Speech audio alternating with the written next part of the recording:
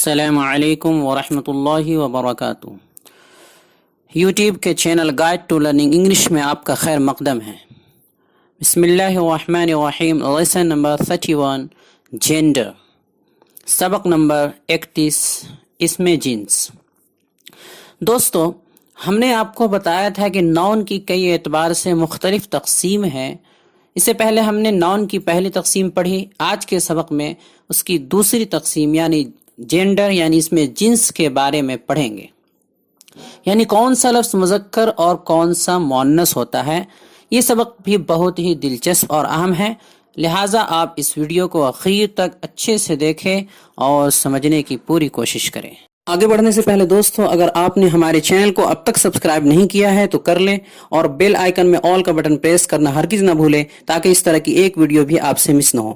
اور اگر آپ ہمارے چینل پر بالکل نئے ہیں اور ترتیب کے ساتھ انگلش سیکھنا چاہتے ہیں تو ہمارے چینل کے پلے لسٹ میں جائیں اور لیسن وائز ویڈیوز کے آپشن میں موجود تمام ویڈیوز کو ایک ایک کر کے دیکھیں اور ان کے مطابق مشق کریں۔ نیز کمیونٹی کے آپشن کو بھی ضرور دیکھیں۔ جینڈر یعنی اسم جنس۔ دوستو، جس لفظ کے ذریعے کسی کے مذکر، مؤنث یا بے جان ہونے کا علم ہو اسے جینڈر یعنی اسم جنس کہتے ہیں۔ تعریف صحیح سے یاد رکھیں، جس لفظ کے ذریعے کسی کے مذکر یا مؤنث یا بے جان ہونے کا علم ہو، تین چیز، مذکر یا مؤنث یا بے جان یعنی غیر جاندار ہونے کا علم ہو، اسے جینڈر یعنی اسم جنس کہتے ہیں۔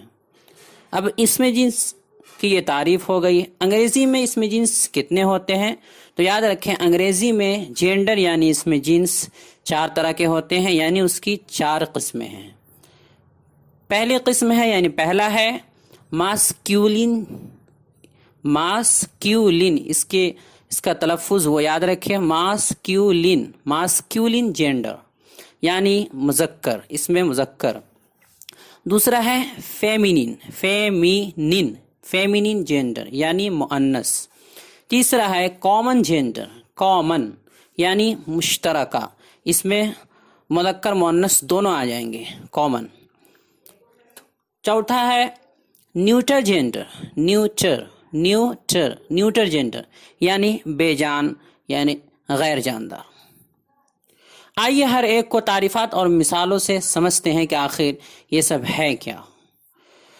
پہلا یعنی ماسکیولن جینڈر یعنی اس میں مذکر کے بارے میں ہم پڑھیں گے۔ کسے کہتے ہیں اس میں مذکر یعنی ماسکیولن جینڈر؟ وہ ناؤن جو صرف کسی مذکر جاندار یعنی نر پر دلالت کرے، وہ ناؤن جو صرف کسی مذکر جاندار یعنی جسے ہم نر کہتے ہیں ان پر دلالت کرے، اسے ماسکیولن جینڈر یعنی اس میں مذکر کہتے ہیں۔ جیسے مثال دیکھیے، مثالوں سے سمجھتے ہیں۔ مثال ہے مین، مین یعنی مرد، آدمی، مرد کو جو مذکر ہوتے ہیں ان کو مین کہتے ہیں۔ دوسری مثال ہے بوائے، بوائے یعنی لڑکا۔ فادر یعنی والد۔ بردر یعنی بھائی۔ کنگ یعنی راجا۔ آکس یعنی بیل۔ ہسبینڈ یعنی شوہر۔ دوستو، ان مثالوں میں دیکھیے، جتنی بھی مثالیں ابھی ہم نے دی ہیں، مین، بوائے، فادر، بردر وغیرہ، ان سب یہ جو الفاظ ہیں، یہ سب الفاظ صرف اور صرف مذکر جاندار پر دلالت کر رہے ہیں، یعنی نر پر دلالت کر رہے ہیں۔ ان سے مؤنث کا علم نہیں ہو رہا ہے، چونکہ مین، بوائے، فادر، بردر وغیرہ سب مذکر کو کہتے ہیں جو مرد ہوتے ہیں۔ اور اسی طرح آکس یعنی بیل، یہ جاندار جانوروں میں جو مذکر یعنی بیل ہوتے ہیں ان پر دلالت کرتے ہیں۔ تو یہ سب مذکر قسمیں، صرف اور صرف ان الفاظ سے مذکر کا علم ہو رہا ہے، لہٰذا اسے ماسکیولن جینڈر یعنی اس میں مذکر کہیں گے۔ دوسری قسم یعنی فیمینن جینڈر، جسے اردو میں مؤنث کہتے ہیں، اس میں مؤنث۔ وہ کیا ہے؟ وہ ناؤن جو صرف اور صرف مؤنث جاندار یعنی مادہ پر دلالت کرے، وہ ناؤن جو صرف اور صرف کسی مؤنث جاندار یعنی مادہ پر دلالت کرے۔ یاد رکھیں، میں یہاں پر جاندار کا تذکرہ کر رہا ہوں، جاندار کا لفظ ہونا ضروری ہے۔ मुअन्नस जानदार, चूंकि जो जानदार नहीं होते हैं उसके बारे में आगे बयान किया जाएगा। तो मुअन्नस जानदार यानी मादा पर दलालत करे, उससे फेमिनिन जेंडर यानी मुअन्नस कहते हैं। जैसे मिसालों से समझते हैं। मिसाल है वुमन यानी औरत ये मुअन्नस को कहते हैं। इस लफ्ज से साफ पता चल रहा है कि ये मुअन्नस है, सिर्फ और सिर्फ इस लफ्ज का इतलाक मुअन्नस पर होता है, औरत पे होता है। गर्ल लड़की, ये भी मुअन्नस में इसका शुमार होता है। मदर यानी वालिदा, सिस्टर यानी बहन, क्वीन यानी रानी, काव यानी गाय, वाइफ यानी बीवी। तो ये जितने अल्फाज हैं जो हमने मिसालें दी हैं, इन सब से साफ पता चल रहा है कि ये तमाम के तमाम अल्फाज सिर्फ और सिर्फ मुअन्नस जानदार यानी मादा पर दलालत कर रहे हैं, मुज़क्कर पर दलालत मास्क्यूलिन जेंडर पर नहीं कर रहे हैं। सिर्फ मुअन्नस के लिए ये अल्फाज हैं और मुअन्नस पर इनका इतलाक हो रहा है। लिहाजा इन सब को ऐसे अल्फाज का शुमार फेमिनिन जेंडर यानी मुअन्नस, इसमें मुअन्नस में होगा। तीसरी किस्म है कॉमन जेंडर यानी जिनसे मुश्तरक या मुश्तरका कह सकते हैं इसको। वो नाउन जो मुज़क्कर और मुअन्नस यानी नर मादा दोनों पर दलालत करे। जो नाउन मुज़क्कर और मुअन्नस दोनों पर दलालत करे, एक साथ उनका इतलाक मुज़क्कर पर भी हो और मुअन्नस दोनों पर हो, तो उसे कॉमन जेंडर यानी जिनसे मुश्तरक कहते हैं। यानी ऐसा लफ्ज हो जिसे दोनों के लिए इस्तेमाल किया जा सकता हो और दोनों के लिए बोला जा सकता हो, तो उसे कॉमन जेंडर, इंग्लिश में कॉमन जेंडर कहा जाता है, यानी जिनसे मुश्तरक। जैसे मिसाल है स्टूडेंट यानी मुताल्लिम या तालिब इल्म। अब स्टूडेंट तालिब इल्म में मुअन्नस यानी लड़की भी हो सकती है और लड़का भी हो सकता है। तो जब स्टूडेंट कहेंगे इंग्लिश में तो इस लफ्ज का इतलाक मुअन्नस यानी लड़की और मुज़क्कर यानी लड़के दोनों पर हो जाएगा। इसी तरह फ्रेंड एक लफ्ज है लेकिन इसका इतलाक मुज़क्कर और मुअन्नस दोनों पर होता है। फ्रेंड के माना होता है दोस्त, तो दोस्त यानी फ्रेंड लड़का भी हो सकता है और लड़की भी हो सकती है। लिहाजा इस लफ्ज को दोनों के लिए इस्तेमाल कर सकते हैं, इसलिए ये कॉमन जेंडर हुआ। थीफ यानी चोर मुज़क्कर भी हो सकता है, मुअन्नस यानी लड़का भी लड़की भी दोनों हो सकता है, मर्द औरत दोनों हो सकते हैं, इसलिए ये जिनसे मुश्तरक है। टीचर यानी उस्ताद पढ़ाने वाले, तो जो टीचर होंगे वो मुज़क्कर भी हो सकते हैं, मुअन्नस भी हो सकते हैं। जो लफ्ज़ टीचर का इतलाक यानी लफ्ज़ टीचर को दोनों के लिए इस्तेमाल आप कर सकते हैं, इसलिए इसको जिनसे मुश्तरक कहते हैं।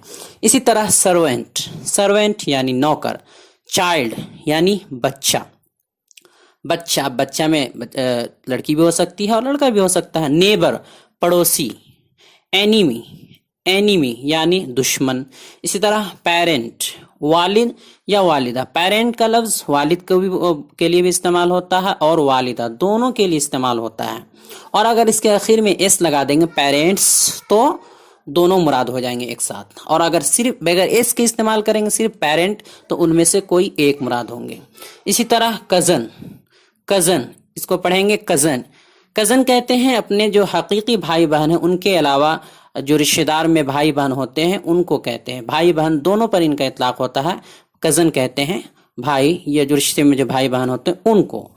तो अब कोई भाई भी हो सकता है, बहन भी हो सकती है, दोनों का ये लफ्ज जो है दोनों पर दलालत कर रहा है। पर्सन यानी शख्स। अब जब पर्सन बोलेंगे शख्स तो जाहिर सी बात है कि इसमें मुज़क्कर शख्स भी हो सकता है और मुअन्नस शख्स भी हो सकते हैं, तो दोनों पर इस लफ्ज़ का इतलाक होता है। तो अभी हमने जितनी मिसालें दी हैं इन सब का इतलाक यानी इन सब की दलालत दोनों पर है, यानी दोनों यानी मुज़क्कर मुअन्नस दोनों के लिए इनका इस्तेमाल होता है और इनको इस्तेमाल कर सकते हैं। लिहाजा इन्हें कॉमन जेंडर यानी जिनसे मुश्तरक या मुश्तरका कहते हैं। अगली जो आखिरी किस्म है वो है न्यूटर जेंडर यानी बेजान या गैर जानदार, जिसमें जान न हो। किसे कहते हैं? वो नॉन जो मुज़क्कर मुअन्नस यानी नर मादा दोनों में से किसी पर भी दलालत ना करे। अभी जो हमने दो किस्में शुरू में बताई है उन दोनों में से किसी पर दलालत ना करे, यानी न पहली किस्म पर, न दूसरी किस्म पर, ना ही तीसरी किस्म पर, यानी मुज़क्कर पर ना मुअन्नस पर, दोनों में से किसी पर दलालत ना करे, यानी कुल मिलाकर उनमें जान ही न हो, तो उसे न्यूटर जेंडर कहते हैं। खुलासा ये है कि जिस چیز میں جو نہ مذکر ہو نہ مؤنث بلکہ اس میں جان ہی نہ ہو تو اسے نیوٹر جینڈر کہا جاتا ہے. جیسے مثال پین یعنی قلم، دیکھیے نہ یہ مذکر ہے نہ مؤنث کیونکہ اس کے اندر جان ہی نہیں ہے، بے جان چیز ہے. مذکر مؤنث کا اطلاق انگلش میں صرف جاندار پہ ہوتا ہے، غیر جاندار پر نہیں ہوتا. بک یعنی کتاب، دیکھیے اس کے اندر بھی جان نہیں، اس لیے نیوٹر جینڈر میں اس کا شمار ہوگا. ہاؤس یعنی گھر، ٹری یعنی درخت. اسی طرح چیئر یعنی کرسی، روم کمرہ، فین پنکھا، ڈور دروازہ، ونڈو کھڑکی. یہ جتنی مثالیں ہیں ان سب کو دیکھ سکتے ہیں کہ ان سب میں کسی میں جان نہیں ہوتی ہے، یہ بے جان اور غیر جاندار چیز ہے. لہٰذا ان سب کا شمار یعنی جو بھی بے جان چیز ہو ان سب کا شمار اور ایسے الفاظ کا شمار نیوٹر جینڈر یعنی آخری قسم میں ہوتا ہے جسے بے جان کہتے ہیں. تو یہ تمام قسمیں تھیں جسے ابھی ایک ایک کر کے بیان کر دیا گیا، بخوبی انہیں سمجھ لیں. اب آئیے ان کے کچھ نوٹ ہیں. نوٹ نمبر 1، اس میں مذکر یعنی ماسکیولین جینڈر میں اکثر ان چیزوں کا بھی شمار ہوتا ہے جن سے قوت، طاقت یا شدت و سختی کا اظہار ہو. یعنی کچھ مستثنیات ہے کہ کچھ چیزوں کا شمار مذکر میں بھی ہوتا ہے، یعنی یہ بے جان چیزیں پھر بھی ان کا شمار مذکر میں ہوتا ہے. یا جیسے ان چیزوں کا بھی شمار ہوتا ہے، قاعدہ ہے جن سے قوت و طاقت یا شدت و سختی. جیسے مثال ہے ان کی سن کے معنی ہوتا ہے سورج، تو سن کو بھی مذکر میں شمار کیا گیا ہے. کیوں؟ اس لیے کہ اس کے اندر طاقت یا ایک شدت، ایک سختی ہوتی ہے. اسی طرح ونڈ یعنی ہوا، اس طرح سمر گرمی، ونٹر سردی، ٹائم وقت، ڈیتھ یعنی موت. تو یہ وہ چیزیں ہیں، اس طرح کے جو بھی چیز جس کے اندر قوت و طاقت یا شدت و سختی ہو انہیں بھی مذکر میں یعنی ماسکیولین جینڈر میں شمار کیا جاتا ہے اور ان کا استعمال مذکر میں ہوتا ہے. حالانکہ یہ بے جان چیز ہے، ان کا اطلاق مذکر و مؤنث پر نہیں ہونا چاہیے، لیکن چونکہ ان کے اندر طاقت ہے یا شدت اور سختی ہے اس لیے ان کا اطلاق اور ان کا شمار جو ہے مذکر میں ہوتا ہے. جیسے وقت ہے، وقت کے اندر بھی طاقت ہوتی ہے. ڈیتھ یعنی موت کے اندر ایک طاقت ہوتی ہے کہ انسان کی وہ جان لے لیتا ہے، تو اس کی وجہ سے ان کا شمار ماسکیولین جینڈر میں ہوتا ہے. نوٹ نمبر 2، اس میں مؤنث یعنی فیمینین جینڈر میں اکثر ان چیزوں کا بھی شمار ہوتا ہے جو نازک ہو، پرکشش ہو یا خوبصورت ہو. یعنی جو چیزیں نازک ہو، پرکشش ہو، اس کے اندر کشش ہو، اٹریکشن ہو یا خوبصورت ہو تو وہ چیزیں بھی مؤنث کے اندر شمار کی جاتی ہے. حالانکہ وہ بے جان ہوتی ہیں، ان کے اندر جان نہیں ہوتا، پھر بھی ان کو مؤنث میں شمار کیا جاتا ہے. جیسے مثال ہے مون، چاند. ظاہر سی بات ہے چاند خوبصورت ہوتا ہے تو خوبصورتی کی وجہ سے اسے مؤنث میں شمار کیا جاتا ہے. ارتھ یعنی زمین، نرم ہوتی ہے، اس کے اندر نزاکت ہوتی ہے. اوٹم خزاں یعنی پتجھڑ. اسپرنگ موسم بہار. پیس یعنی امن و سکون. مرسی یعنی رحم. لیبرٹی آزادی.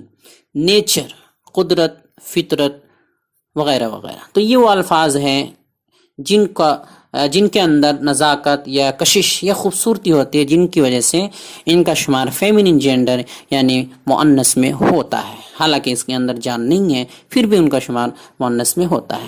Note number